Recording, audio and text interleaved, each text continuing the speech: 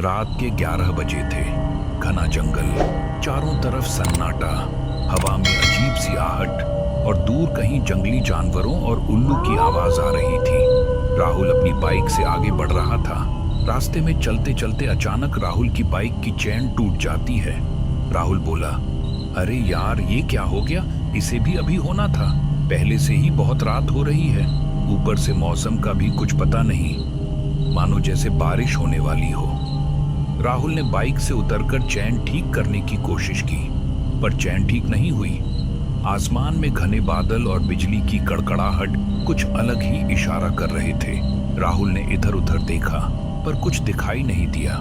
इतनी रात को परेशान राहुल मदद की उम्मीद लगाए खड़ा था। तभी राहुल को कुछ दूरी पर अपनी तरफ आता हुआ एक बूढ़ा आदमी दिखाई दिया। बूढ़ा आदमी धीरे धीरे राहुल की तरफ बढ़ रहा था। राहुल बोला, चलो, कोई तो दिखा, शायद मदद मिल जाए। बूढ़ा आदमी राहुल के पास आकर रुका और बोला, बाबूजी, क्या हुआ?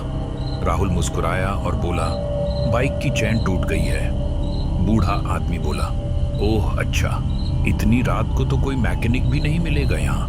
बाबूजी, अगर आप बुरा न मानो तो यहाँ से थोड़ी ही दूरी पर मेरी एक चाय की टपरी है, आप वहाँ चल सकते हो। रात बहुत हो गई है और बारिश आने वाली है। एक पुराने बरगद के पेड़ के नीचे उसकी एक छोटी सी टपरी थी। राहुल बोला, अच्छा, चलता हूँ। बूढ़ा आदमी धीरे धीरे आगे चल रहा था और उसके पीछे राहुल बाइक पकड़कर चल रहा था। सड़क के किनारे एक विशाल बरगद का पेड़ था। ऐसा लग रहा था कि ये पेड़ सदियों से वहीं खड़ा है। उसके पास ही चाय की टपरी थी। राहुल बोला, बाबा, यही है क्या? बूढ़ा आदमी बोला, हाँ बेटा, यही है। अपनी बाइक साइड में खड़ी कर दो। राहुल ने बाइक स्टैंड पर खड़ी करके लॉक लगा दिया। बूढ़ा आदमी बोला, बाबूजी, थक गए होंगे, एक चाय बना दी जाए, चाय पीकर तुम चले जाना। राहुल पहले तो शांत रहा, फिर हाँ कर दी। बूढ़े आदमी ने अंदर आवाज लगाई, चंदा, एक चाय बना दो। अंदर से एक औरत पायल की छन छन के साथ बाहर आई। हाँ में सिर हिलाया और अंदर चली गई। कुछ देर बाद चाय बनकर तैयार हो गई।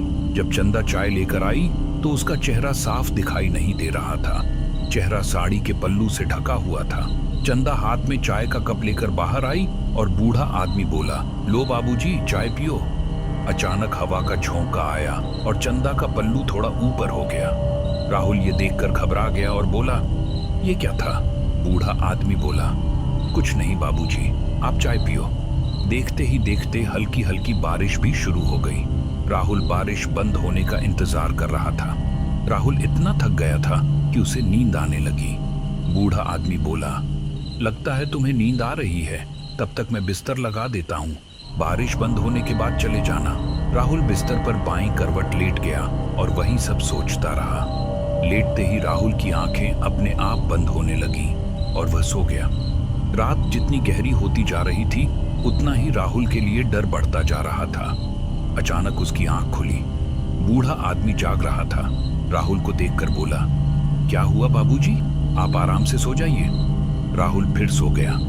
रात के करीब 2 बजे राहुल की फिर से आंख खुली और वह बुरी तरह डर गया। उसने देखा जो औरत उसके लिए चाय लाई थी वह उसके पास ही खड़ी थी। उसका चेहरा कुचला हुआ था और उससे खून टपक रहा था। राहुल ये सब देखकर कांपने लगा और उसकी चीख निकल गई। इतना भयावह चेहरा उसने पहले कभी नहीं देखा था। राहुल पूरी तरह डर गया था और सोच रहा था, हे भगवान, मैं कहाँ फंस गया आज। राहुल ने पूरी रात टपरी के सामने मिट्टी के बने ढेर पर बैठकर गुजारी। सुबह होते ही थोड़ी दूर बसे गांव के लोग काम के लिए जा रहे थे। राहुल ने उन लोगों से पूछा, टपरी पर कौन रहता है?